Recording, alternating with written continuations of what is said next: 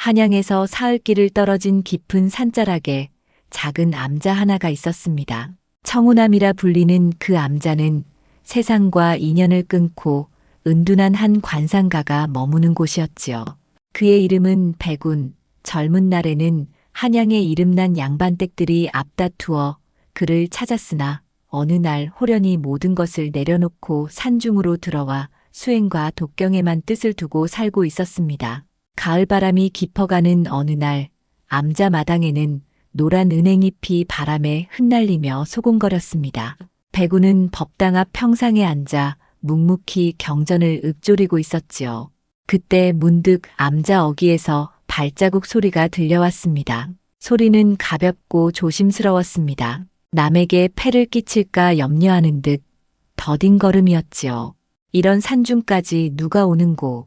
백운이 중얼거리며 고개를 드는 순간 암자문 너머로 한 여인이 조심스레 모습을 드러냈습니다. 나이 20 남짓해 보이는 여인이었는데 거친 배옷 차림이었으되 걸음걸이와 자세에서 어딘가 범상치 않은 기품이 배어 있었습니다. 선생, 실례를 무릅쓰고 찾아뵙습니다. 여인이 허리를 곱게 굽혀 인사를 올렸습니다. 목소리는 맑고 단정하여 천한 신분이라 하기 어려운 교양이 묻어나고 있었지요. 백운은 그제야 여인의 얼굴을 똑바로 바라보았습니다. 순간 그의 표정이 굳었습니다. 반평생 관상을 보며 살아온 이였으니 여인의 얼굴에서 흘러나오는 기운을 단번에 읽어낸 것이지요. 여인의 이름은 비연이었습니다. 본디 한양의 홍대감댁에서 종으로 일하는 처지였는데 주인 마님의 심부름으로 이 산중 암자까지 오게 된 것입니다. 보자기에 담은 쌀 한 말과 나물 반찬 몇 가지를 전해드리라는 심부름이었지요. 마님께서 선생의 수행에 작은 보탬이 되고자 보내신 정성입니다. 비연이 조심스레 보자기를 풀며 말하였습니다. 그러나 백운은 그 음식에는 눈길조차 주지 않고 오로지 그녀의 얼굴만을 깊이 들여다보고 있었습니다. 눈빛에는 놀라움과 경외가 엇갈려 있었지요.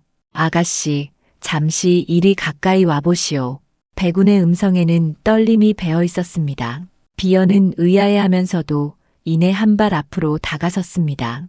혹여 실례가 되지 않는다면 얼굴을 자세히 살펴보고 싶소. 비연은 잠시 망설였으나 곧 고개를 끄덕였습니다.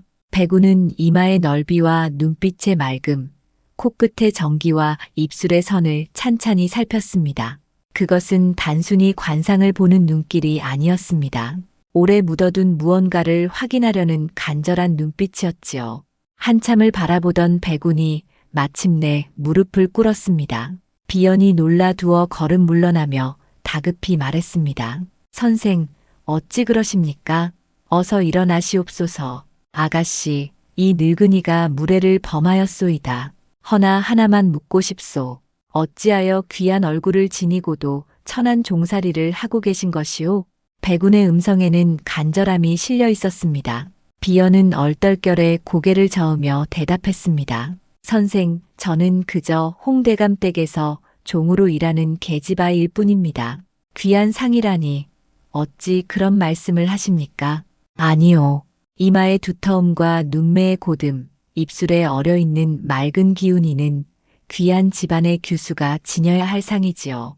비연은 어리둥절해하며 부정했습니다. 그러나 마음 한켠이 흔들렸습니다. 사실 그녀에게도 어렴풋한 기억이 있었기 때문입니다. 5살 무렵 비단 옷을 입고 큰 기와집 마당에서 놀던 기억. 그러나 그것이 꿈인지 현실인지 알 수 없어 평생 가슴속에 묻어두었던 것입니다. 선생, 저는 아무것도 알지 못합니다. 비연의 목소리가 떨렸습니다. 백운은 깊은 한숨을 내쉬며 애틋한 눈빛으로 그녀를 바라보았습니다. 하늘이 덮었다 하나 진실은 언젠가 드러나는 법이지요. 아가씨, 그대의 운명 또한 그러할 것이오. 그때 서산에 해가 기울고 있었으므로 비연은 서둘러 자리를 물러나려 했습니다. 오늘은 이만 물러가겠습니다. 마님께서 기다리실 것이옵니다. 백운은 고개를 끄덕이며 말했습니다. 부디 또 오시게 된다면 이 늙은이가 전해드릴 말씀이 더 있소이다. 비연은 정중히 절을 올리고 암자를 떠났습니다. 백우는 그녀가 사라진 산길을 오래도록 바라보았지요. 마음속에서는 확신이 굳어졌습니다. 저 여인은 범상한 종이 아니며 언젠가는 진실이 드러나리라는 확신이었습니다. 저녁 노을이 암자를 붉게 물들이는 가운데 백우는 오래전 스승의 말씀을 떠올렸습니다. 진주는 진흙 속에서도 빛을 잃지 않는다는 그 말씀이 귓가에 메아리치고 있었습니다. 홍대감 댁의 안채는 그날따라 유난히 쌀쌀했습니다. 가을 바람이 처마 끝을 스치며 흘러가는 소리가 마치 누군가의 한숨처럼 들려왔지요. 대청마루에 앉아 바느질을 하던 홍씨 마님은 문득 바늘을 멈추고 창밖을 바라보았습니다. 해는 이미 서산으로 기울었는데 암자로 심부름을 보낸 비연이 아직 돌아오지 않았던 것입니다. 저 계집애가 어디서 꾸물거리고 있는 게냐. 홍씨 마님의 입가에는 불쾌한 기색이 번졌습니다. 그녀가 비연을 대하는 마음은 단순히 주인과 종의 관계를 넘어서는 것이었습니다. 질투와 시기, 그리고 설명하기 어려운 불안감이 뒤섞여 있던 것이지요. 홍씨 마님은 원래 한양의 중인 집안 출신이었습니다. 홍대감과 혼인하여 양반댁 안주인이 된 것이 그녀 인생의 가장 큰 성취였지요. 하지만 그 지위를 지켜내려면 끊임없이 경계해야 했습니다. 특히 집안에서 자신보다 더 눈에 띄는 존재가 있는 것은 도저히 견딜 수 없었습니다. 비연은 바로 그런 골칫거리였습니다. 다른 종들과는 확연히 달랐습니다. 걸음걸이 하나, 말씨 하나에도 은근한 품격이 묻어났습니다. 손님들이 와도 유독 비연에게 눈길을 주었고 심지어 홍 대감마저도 그녀를 대할 때면 다른 종들과는 달랐습니다. 그때 문간방에서 늙은 종이 와서 알렸습니다. 마님, 비연이가 돌아왔습니다. 홍씨 마님은 바느질감을 거칠게 내려놓으며 대꾸했습니다. 당장 이리 오라 하거라. 잠시 후 비연이 안채로 들어와 깊이 머리를 숙이며 인사를 드렸습니다. 하루 종일 산길을 다녀온 탓에 치마 끝에는 흙이 묻고 머리칼도 조금 흐트러져 있었으나 오히려 그 모습이 더욱 애련하게 보였습니다. 마님께 문안드립니다. 어디서 이렇게 늦도록 꾸물거리고 있었느냐? 홍씨 마님의 목소리는 차갑게 떨어졌습니다. 비연은 고개를 숙인 채 조심스럽게 답했습니다. 암자까지 길이 험하여 생각보다 시간이 더 걸렸습니다. 송구하옵니다. 길이 험하다니? 다른 계집들은 반나절이면 다녀오는데 너는 하루 종일 걸렸단 말이냐? 홍씨 마님의 목소리는 점점 날카로워졌습니다. 그러나 사실 그녀가 화를 내는 까닭은 단순히 늦은 것 때문만은 아니었습니다. 비연의 얼굴이 문제였지요.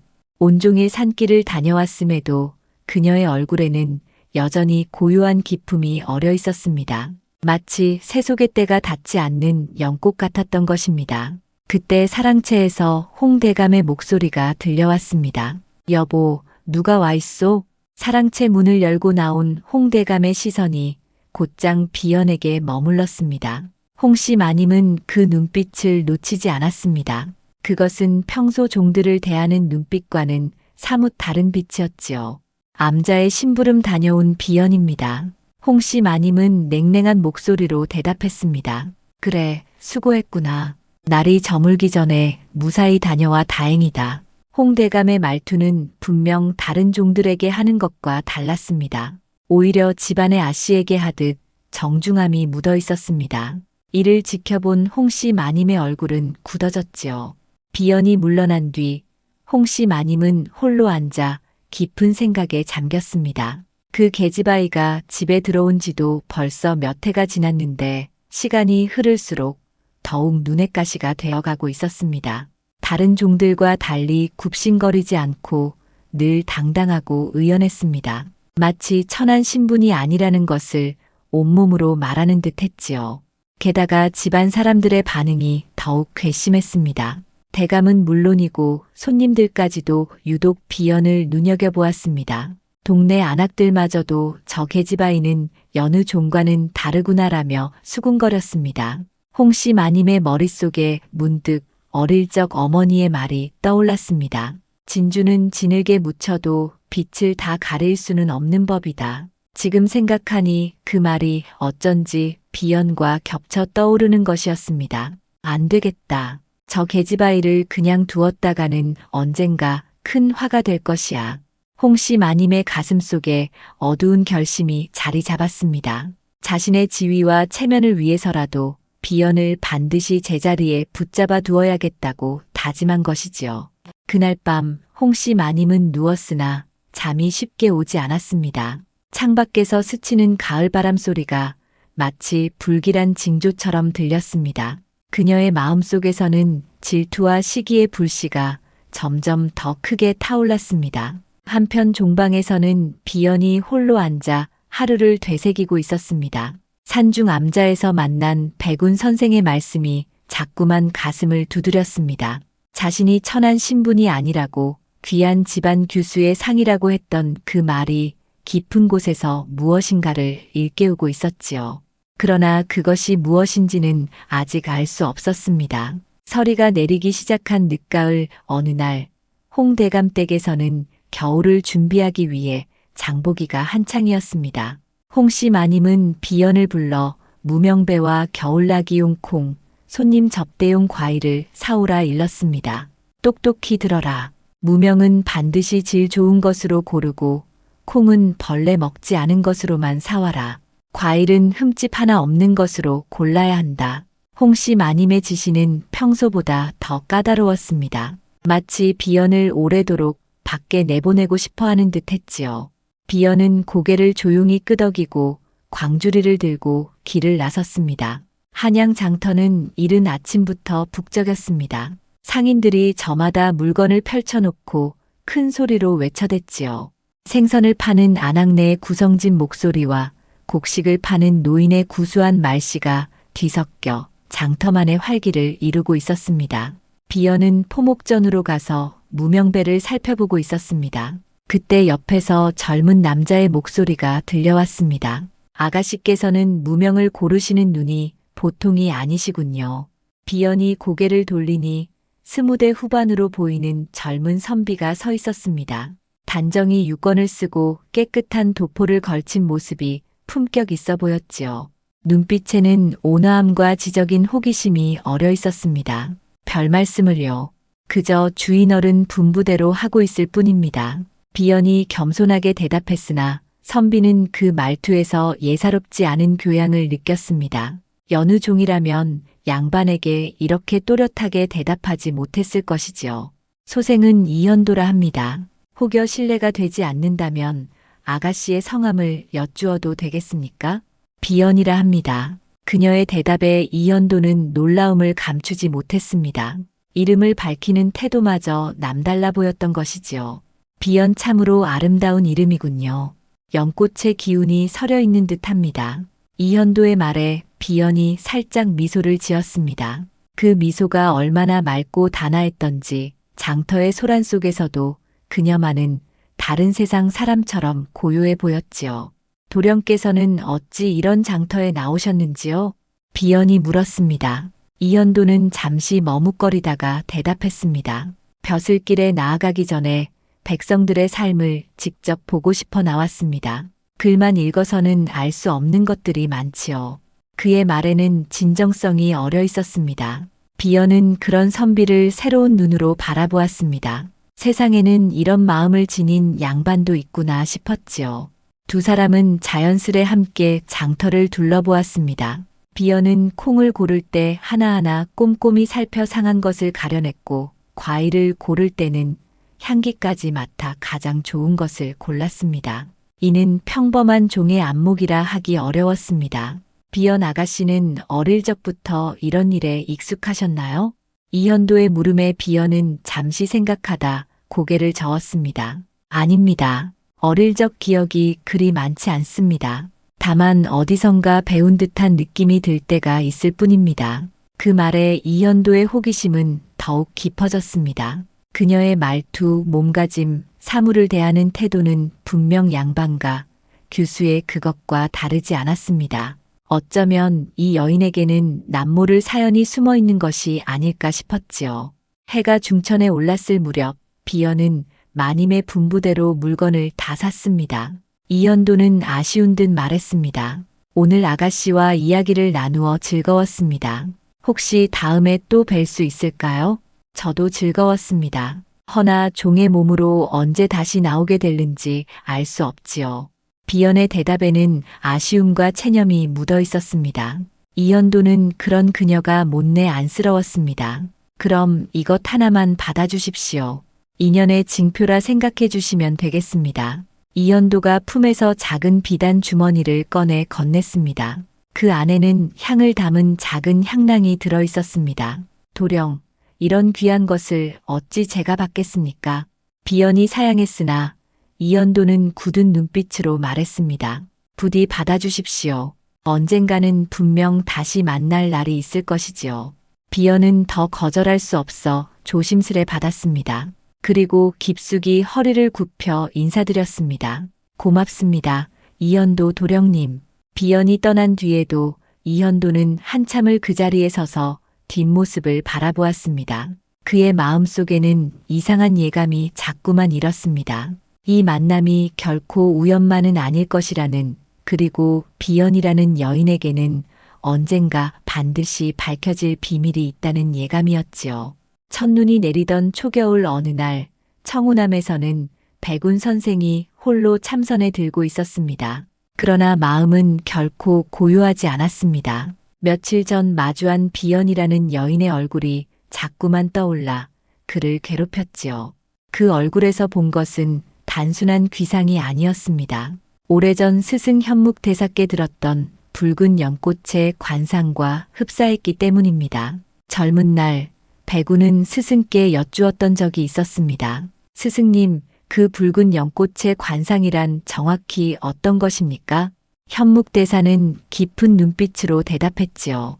이마는 달처럼 밝고 두 눈은 별처럼 맑으며 코는 옥같이 곧대 거만하지 않고 입은 작대 말에는 품격이 있다. 무엇보다 그 온몸에서 풍기는 기운이 연꽃과 같아 진흙에 있어도 더럽혀지지 않는 법이지요. 바로 그 모습이 비연에게서 드러났던 것입니다. 백운은 더는 참을 수 없어 붓을 들어 편지를 썼습니다. 홍대감 댁에 보내는 글이었는데 비연을 다시 암자로 보내달라는 간절한 부탁이 담겨 있었지요. 사흘 뒤 비연이 다시 암자를 찾았습니다. 이번에는 특별한 심부름이 아니라 선생의 청을 따라온 것이었습니다. 홍씨 마님은 처음 달가워하지 않았으나 관상가의 간곡한 청을 무시하지 못하고 마지못해 허락했던 것이지요. 선생, 부르셔서 찾아왔습니다. 비연이 공손히 인사를 드리자 백운은 반가움 속에 무거운 표정을 감추지 못했습니다. 아가씨, 오늘은 지난번보다 깊은 이야기를 나누고 싶어 불렀소이다. 괜찮으시다면 잠시 앉아주시겠소? 두 사람은 암자 마당의 평상에 마주 앉았습니다. 아가씨, 어린 시절 기억이 전혀 없으신가요? 백운의 눈빛이 간절했습니다. 비연은 잠시 머뭇거리더니 입을 열었습니다. 사실 아주 어렴풋하게 기억나는 것이 있기는 합니다. 비단옷을 입고 큰 기와집에서 지냈던 듯한 허나 그것이 꿈인지 현실인지 알 수가 없었습니다. 백운의 눈이 빛났습니다. 그의 예감이 틀리지 않았던 것이지요. 그때 어머님께서 무엇이라 부르셨는지 기억나시오? 애기씨라, 우리 애기씨라 불렀던 것 같습니다. 백운이 무릎을 쳤습니다. 애기씨는 양반과 규수를 부를 때 쓰는 호칭이었습니다. 종의 딸에게는 쓰이지 않는 말이었지요. 백운은 잠시 망설이다가 조심스럽게 청했습니다. 아가씨, 실례를 무릅쓰고 손목을 한번 살펴보아도 되겠습니까? 비연은 의아했으나 소매를 걷어 올렸습니다. 백운이 자세히 들여다보니 손목 안쪽에 흐릿하나 뚜렷한 점 하나가 있었습니다. 매화꽃처럼 5갈래로 번져 있는 선천적 표식이었지요. 이것은 매화문 표식이로군요. 백운의 음성이 떨렸습니다. 매화문 표식은 연안 이씨 문 중에서 대대로 전해진 특징이라 알려져 있었기 때문입니다. 선생, 이게 무슨 뜻입니까? 비연이 불안한 눈빛으로 물었습니다. 백운은 숨을 고르고 대답했습니다. 아가씨, 이 표식은 양반과 혈통에서만 볼 수 있는 것이지요. 특히 연안 이씨 가문에서 대대로 전해 내려오는 징표요. 비연의 얼굴이 순식간에 창백해졌습니다. 지금껏 믿어왔던 삶이 흔들리는 순간이었지요. 백우는 조심스레 말을 이어갔습니다. 10여 년 전 연한 이씨 가문이 억울하게 화를 당한 일이 있었습니다. 그때 어린 규수가 사라졌다는 이야기를 들은 적이 있지요. 아가씨께서 혹 그 후손이 아닐까 싶습니다. 비연은 머리가 어지러웠습니다. 갑작스레 쏟아지는 말들에 가슴이 두근거렸지요. 그렇다면 저는 정말로 아직 단정할 수는 없소. 허나 아가씨의 관상과 표식 그리고 기억을 종합해보면 가능성이 높다 여겨집니다. 그러니 마음의 준비를 하시되 섣불리 움직여서는 아니되오. 진실은 언젠가 반드시 드러나지요. 백우는 다정히 그녀의 어깨를 토닥였습니다. 비연은 눈가가 젖어들며 고개를 끄덕였습니다. 해가 기울 무렵 비연은 무거운 마음으로 암자를 떠났습니다. 백우는 그녀의 뒷모습을 오래 바라보다 깊은 탄식을 내쉬었지요. 진주는 언젠가 제 빛을 찾게 되지만 그 길이 결코 쉽지 않다는 것을 알았기 때문입니다. 그날 밤 비연은 잠을 이루지 못했습니다. 손목에 작은 점을 쓰다듬으며 생각했습니다. 이 작은 표식이 과연 내 운명을 바꾸는 열쇠가 될 것인가. 그 생각에 가슴이 두근거려 밤새 이불 속에서 뒤척였지요. 겨울이 깊어가자 홍씨 마님의 마음속 불안은 점점 더 커져갔습니다. 암자에 다녀온 비연의 눈빛이 예전과는 달랐기 때문이지요. 마치 무언가를 깨달은 듯 은은한 자신감이 깃들어 있었습니다. 게다가 요사이 집안 사람들의 시선마저 묘하게 달라져 있었습니다. 어느 날 사랑채에서 대감과 벗들이 나누는 대화를 엿들은 홍씨 마님은 치를 떨었습니다. 자네 댁종 중에 비연이라는 아이가 있지 않나? 보아하니 범상치 않던데. 맞소. 걸음걸이와 말투가 여느 종들과는 달라 보였소. 은근히 기품이 서려 있지 않소? 홍씨 마님의 주먹이 저절로 불끈 쥐어졌습니다. 이렇게 두었다가는 반드시 화근이 될 것이 분명했습니다. 그날 밤 홍씨 마님은 잠을 이루지 못한 채 뜬 눈으로 뒤척였습니다. 직접 나서서 비연을 괴롭히면 오히려 의심을 살터 다른 길을 모색해야 했지요. 그러다 하나의 계책이 떠올랐습니다. 이틀 뒤 홍씨 마님은 집안 하인 돌쇠를 은밀히 불러들였습니다. 돌쇠는 본래 다른 양반댁에서 문제를 일으켜 쫓겨난 전력이 있어 홍씨 마님에게 약점을 잡힌 몸이었습니다. 돌쇠야, 너에게 일을 하나 맡기려 한다. 마님, 무슨 일이든 시키시면 따르겠습니다. 홍씨 마님의 음성은 낮고 음습했습니다. 비연이라는 계집이 수상하니 그 아이의 탈을 씌울 방도를 마련해야겠다. 며칠 뒤 마님은 돌쇠에게 고발문을 쓰게 하였습니다. 영모와 연루된 듯 꾸며낸 밀고문이었지요. 비연이 밤마다 수상한 자와 만난다든지 대감댁의 일을 몰래 흘린다든지 하는 거짓을 사실처럼 적게 했습니다. 이 글을 관아에 몰래 두고 오너라. 절대 우리 댁과 연관된 흔적을 남겨서는 아니 된다. 알겠느냐? 예, 마님. 명심하겠습니다. 그날 밤 돌쇠는 떨리는 손으로 글을 품고 한성부 관아 근처로 갔습니다. 그리고 인기척이 사라진 틈을 타 고발문을 관아 게시문함 속에 슬쩍 밀어 넣었지요. 이튿날 아침 관아에서는 작은 파문이 일었습니다. 영모와 관련된 밀고문은 아무리 사소해도 소홀히 할 수 없는 중대사였기 때문입니다. 이 내용이 사실이라면 심각한 일이지요. 한성부 판관이 찌푸린 얼굴로 말했습니다. 우선 확인부터 해야겠소. 홍 대감댁에 사람을 보내 살펴보도록 하시오. 한편 홍씨 마님은 안채에서 소식을 기다리며 마음 졸이고 있었습니다. 그러나 얼굴에는 오히려 음험한 미소가 번졌습니다. 모든 증거를 치밀히 꾸며놓았고 심지어 비연이 수상한 행적을 보였다고 거짓 증언할 자까지 준비해 두었으니 말이지요. 비연은 그런 음모가 진행되고 있다는 사실을 알지 못했습니다. 다만 백운 선생의 말이 자꾸 마음을 흔들어 자신의 정체에 대한 두려움과 궁금증 속에서 잠 못 이루고 있을 뿐이었습니다. 그녀를 바라보는 홍씨 마님의 눈빛에는 질투와 악의가 가득했습니다. 곧 관아에서 사람들이 와서 저 계집을 잡아가겠지. 이제야 속이 시원해지겠구나. 홍씨 마님은 속으로 그렇게 중얼거리며 스스로 만족스러운 미소를 지었습니다. 그러나 그녀는 알지 못했습니다. 남을 해치려 꾸민 일은 반드시 부메랑이 되어 돌아오는 법이지요. 차가운 겨울바람이 처마 끝을 흔들며 지나갔습니다. 그 바람 소리는 마치 앞으로 닥칠 진실을 미리 알려주는 듯 했습니다. 홍씨 마님의 음모는 이제 막 시작되었지만 진실은 결코 오래 가려지지 않을 것이었습니다. 새해가 밝자 이현도는 과거 공부에 더욱 매진했습니다. 하지만 마음 한켠에는 장터에서 만났던 비연이라는 여인의 모습이 자꾸만 떠올랐습니다. 품격 있는 말투와 단정한 몸가짐이 계속 생각을 끌어냈지요. 어느 날 오후 그는 아버지의 서재에서 옛 문집을 들추다 연한 이씨 가문의 족보와 기록을 보게 되었습니다. 글줄을 따라가던 그의 눈이 어느 대목에서 멈추었습니다. 연한 이씨 이정원과 그 일가가 영모 혐의로 화를 입었으나 뒤에 무고였음이 밝혀졌다. 그때 어린 딸은 유모의 손에 이끌려 종적을 감추었다 하니 이름은 이비연이라 하였다. 이비연 비연? 이현도의 가슴이 뛰기 시작했습니다. 혹시 자신이 만난 그 여인이 바로 이 기록 속의 아이일까 하는 생각이었지요. 문헌에는 이정원이 청렴하고 학문이 높았으나 모함을 받아 억울한 화를 당했다는 기록이 이어져 있었습니다.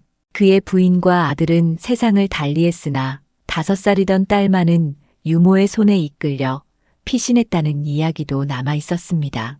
이현도는 더 많은 단서를 찾으려 다른 책을 뒤적였습니다.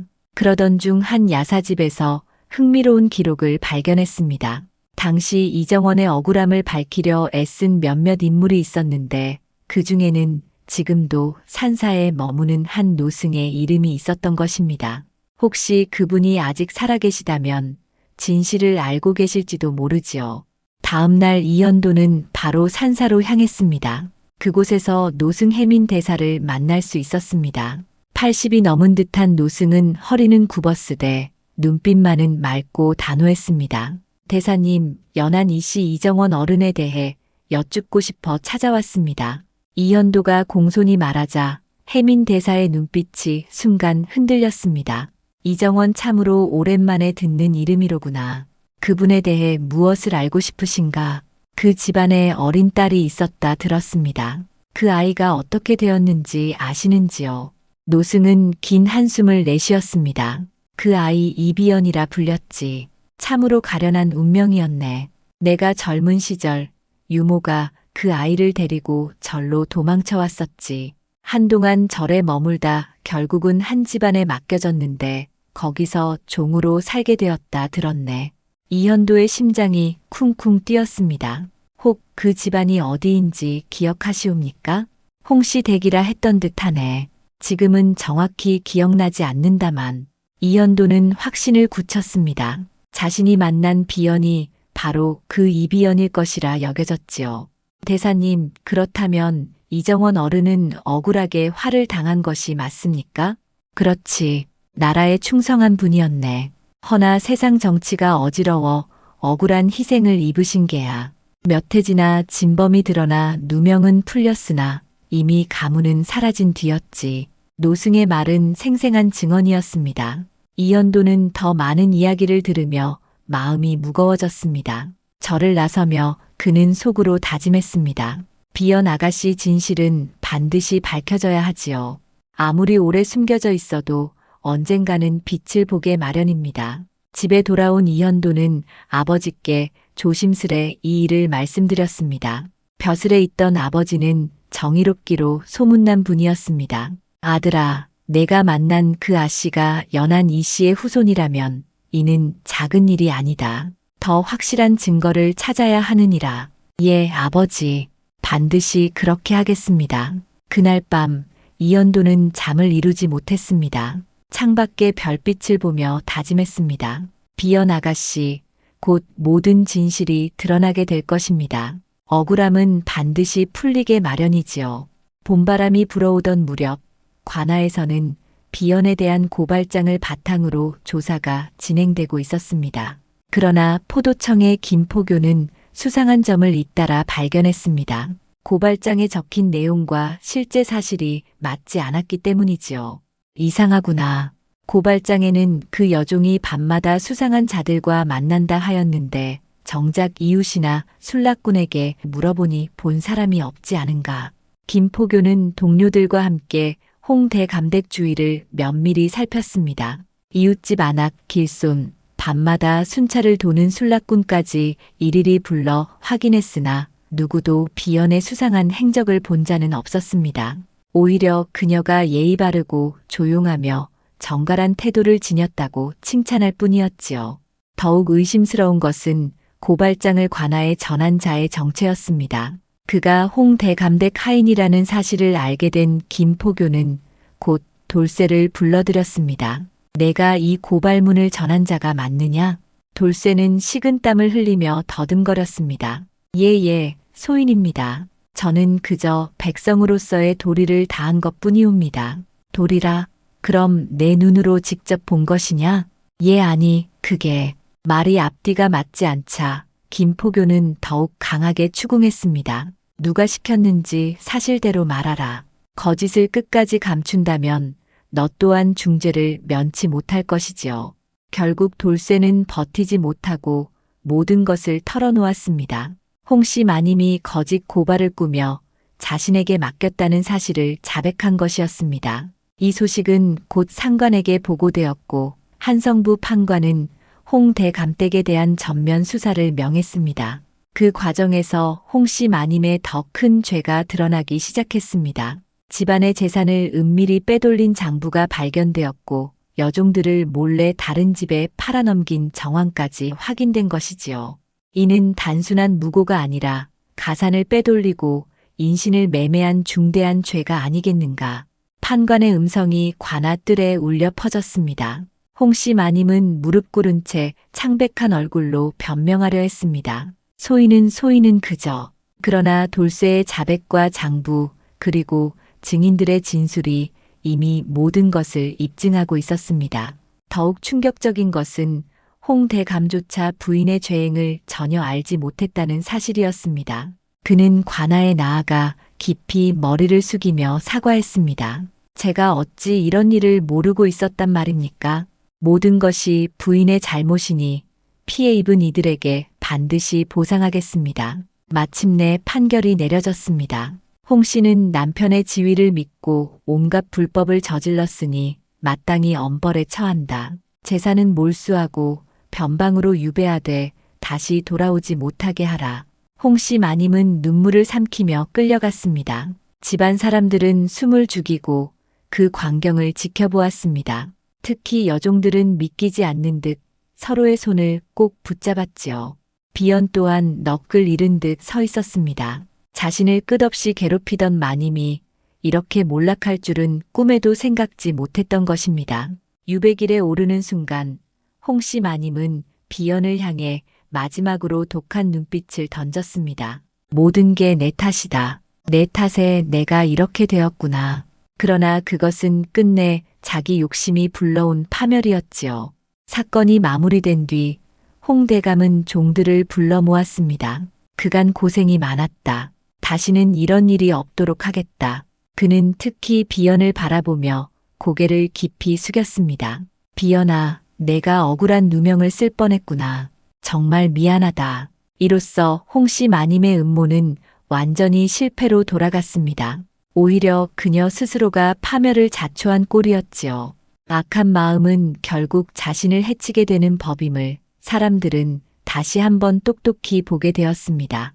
집안에는 비로소 평화가 깃들었고 오랫동안 억눌려 있던 숨결들이 자유롭게 퍼져나갔습니다. 하지만 비연의 진짜 이야기는 이제부터 시작될 길목에 서 있었던 것입니다. 홍씨 마님의 사건이 마무리된 지 며칠 후 이연도는 아버지와 함께 홍대감댁을 찾았습니다. 그들이 가져온 것은 비연의 신분을 밝힐 수 있는 문서들과 여러 증언이었지요.